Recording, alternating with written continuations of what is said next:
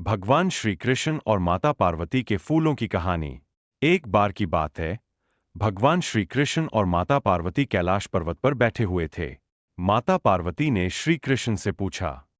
हे श्री कृष्ण, आप सब कुछ जानते हैं। मुझे बताएं कि किस फूल का महत्व सबसे अधिक है और इसके पीछे की कथा क्या है।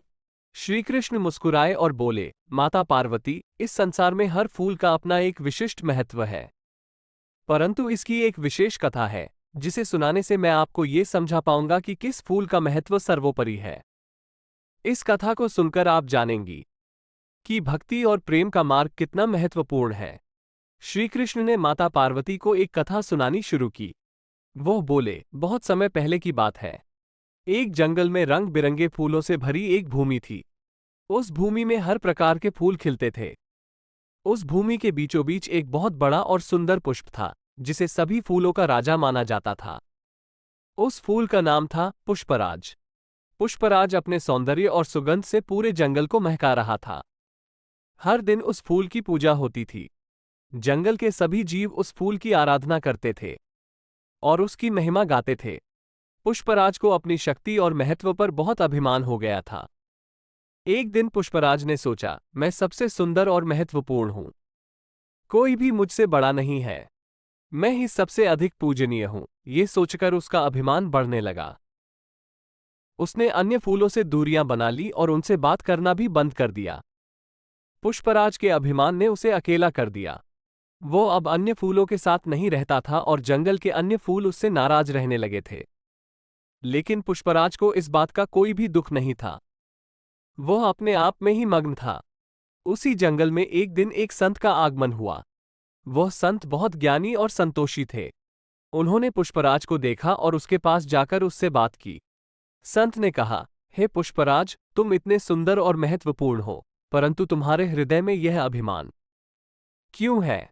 पुष्पराज ने गर्व से उत्तर दिया, मैं ही इस जंगल का सबसे महत्वपूर्ण फूल हूं। मुझे सभी पूछते हैं और मैं सबसे अधिक प्रिय हूं। मुझे किसी की आवश्यकता नहीं है। संत ने उसकी बातों को ध्यान से सुना और फिर मुस्कुराते हुए बोले, हे पुष्पराज, सुंदरता और महत्व का सही मापदंड केवल दूसरों की सेवा और भक्ति में होता है। अगर तुम दूसरों की सेवा नहीं करते, तो तुम्हारी सुंदरता और महत्व किसी काम के नहीं। पुष्पराज ने संत की बातों को सुना, परंतु उसका अभिमान कम नहीं हुआ। वो सोचता रहा कि वह सबसे महत्वपूर्ण है और उसे किसी की आवश्यकता नहीं है। लेकिन संत ने उसे ये समझाने के लिए एक कहानी सुनाई। संत ने कहा, बहुत समय पहले एक राजा था। वह राजा अपने राज्य में सबसे अधिक धनी और शक्तिशाली था। उसके पास अपार धन, सेना और समृद्धि थी। लेकिन वह राजा अपने अभिमान के कारण अकेला और दुखी था। उसने कभी भी अपने राज्य के लोगों की सेवा नहीं की थी और ना ही उनकी सहायता की थी। अंत में वह राजा अपने अकेलेपन में ही मर गया और उसके राज्य का विनाश हो गया। संत ने पुष्पराज से कहा, तुम्हारी भी वही स्थिति हो सकती है अगर तुम अपने अभिमान को नहीं छोड़ोगे और दूसरों की सेवा नहीं करोगे। संत की बातें सुनकर पुष्पराज को अपनी गलती का एहसास हुआ। उसने सोचा, संत जी सही कह रहे हैं। मेरी सुंदरता और महत्व का असली मापदंड दूसरों की सेवा और भक्ति में ही है। मुझे अपने अभिमान को छोड़ना होगा और सभी फूलों के साथ मिलकर रहना होगा।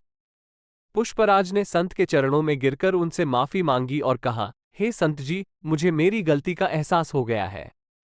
कृपया मुझे माफ कर दें और मेरा मार्गदर्शन करें। मैं अपने अभिमान को छोड़कर सभी फूलों के साथ मिलकर रहना चाहता हूं और उनकी सेवा करना चाहता हूं।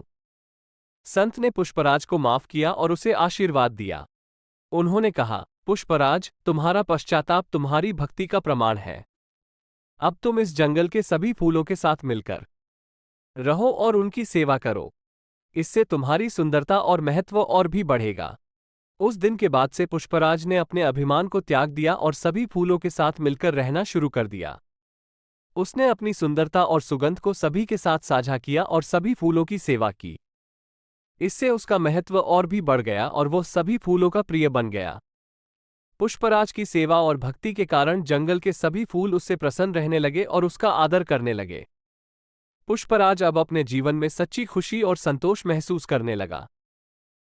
श्री कृष्ण ने कथा समाप्त करने के बाद माता पार्वती से कहा, हे माता, इस कथा से हमें ये सीख मिलती है कि सुंदरता और महत्व का असली मापदंड केवल दूसरों की सेवा और भक्ति में है। अगर हम अपने अभिमान को छोड़कर सबके साथ मिलकर रहते हैं और उनकी सेवा करते हैं, तो हमें सच्ची खुशी और संतोष प्राप्त होता है।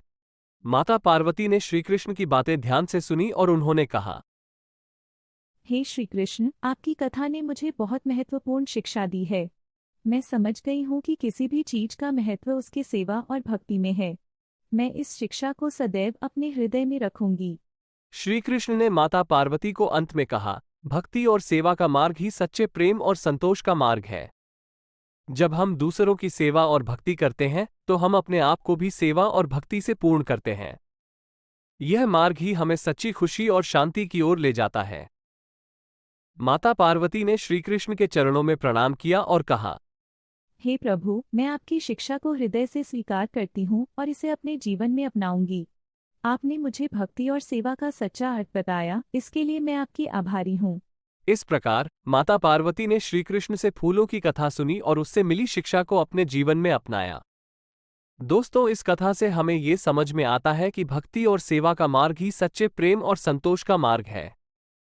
अगर हम अपने अभिमान को छोड़कर सबके साथ मिलकर रहते हैं और उनकी सेवा करते हैं, तो हमें सच्ची खुशी और शांति प्राप्त होती है।